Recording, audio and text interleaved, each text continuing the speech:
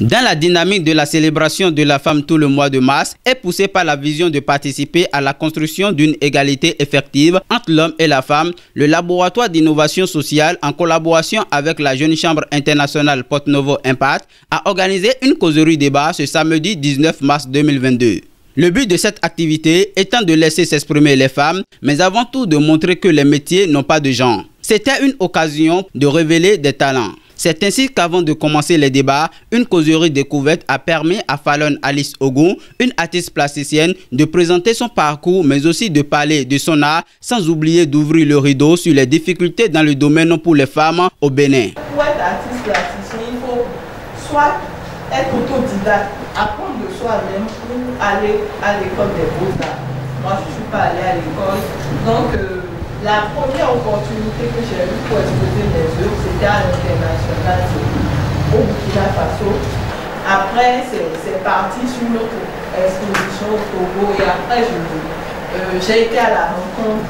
Il suffit de croire en vous et de vous donner, de travailler dur pour pouvoir sortir le meilleur de vous. Par rapport aux difficultés dans le milieu, c'est que quand les hommes vous voient fréquenter ce milieu, comme c'est un milieu d'hommes, ils se disent que par rapport à moi, en tout cas, elle n'est pas là pour travailler, elle a peut-être envie de faire du fun, de coucher avec les hommes et tout. Ça fait que on ne vous voit pas d'abord pour la personne que vous êtes et ce que vous pouvez donner. C'est ensuite que la causerie débat, qui a été le centre de cette activité, a démarré. Bien de sujets ont meublé ce débat. Il s'agit entre autres de l'égalité entre l'homme et la femme, des violences conjugales et du harcèlement sexuel. La société actuelle nous impose certaines réalités. Il ne faudrait pas qu'on refasse l'erreur que nos parents ont eu à faire. Il y a des filles que nous avions au collège, même dans nos entreprises, à qui nous n'osons jamais faire la cour, qui sont même célibataires, tout le monde le sait. Mais nul n'a le courage, ils appellent bonjour, bonsoir. Elle ne vous dit même pas, elle ne vous met de pas ses comportements, même quand elle s'assoit, elle est tellement bien assise au point où vous n'aurez même pas un seul point au recoin à regarder. Pourquoi? Parce que de par son éducation, même sur le plan comportemental, elle a été bien faite. Il y a aussi l'habillement qui est la cause, une des causes principales de ce harcèlement.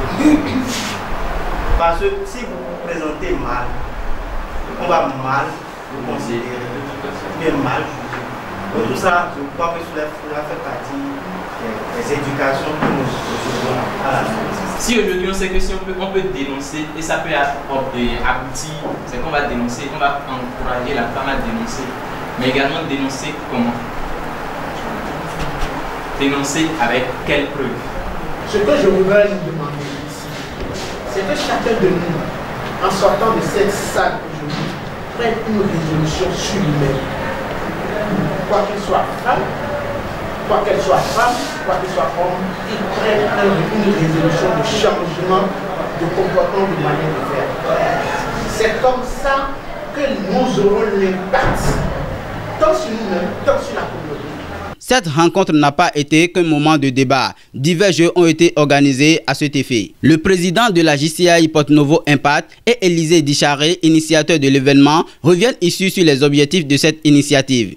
Et cette activité consiste à une série de causeries, d'échanges, de débats et de jeux, histoire de faire du coworking, de faire du réseautage et de partager les challenges, enjeux et défis de la femme de façon générale et de la jeune fille dans la ville de Porto Novo en particulier. On a décidé de fêter autrement ou de célébrer autrement la Journée internationale des droits des femmes en partant des jeux. Partie des jeux pour continuer à resserrer les liens hommes et femmes, à construire cette égalité, à lutter contre les préjugés, à briser les stéréotypes et tout ce qui va avec. Le développement de notre pays passera par le soutien aux maillons faibles que demeure malheureusement la femme aujourd'hui. Dans tout écosystème, nous devons nous appuyer, nous devons renforcer quand même la capacité de la femme pour lever les défis de notre millénaire et contribuer, comme vous le savez, aux ODD. Les jeux n'ont pas de genre, comme les métiers n'ont pas de genre, les jeux aussi n'ont pas de genre. Et donc c'est pour nous une manière un peu différente de pouvoir trouver toujours les outils et la stratégie pour pouvoir construire l'égalité pour laquelle nous sommes en train de travailler. Quelques participants donnent ici leurs impressions. Je pense que j'ai beaucoup tiré de ces échanges, j'ai beaucoup tiré et j'ai aussi partagé mon point de vue en ce qui concerne la réalité, ce que nous vivons aujourd'hui. Et ce que j'aimerais dire aux femmes comme moi, c'est d'abord qu'il n'y a pas un métier. Genre, hommes, elles peuvent s'essayer à tout, elles peuvent toucher à tout. Donc, elles sont vraiment capables.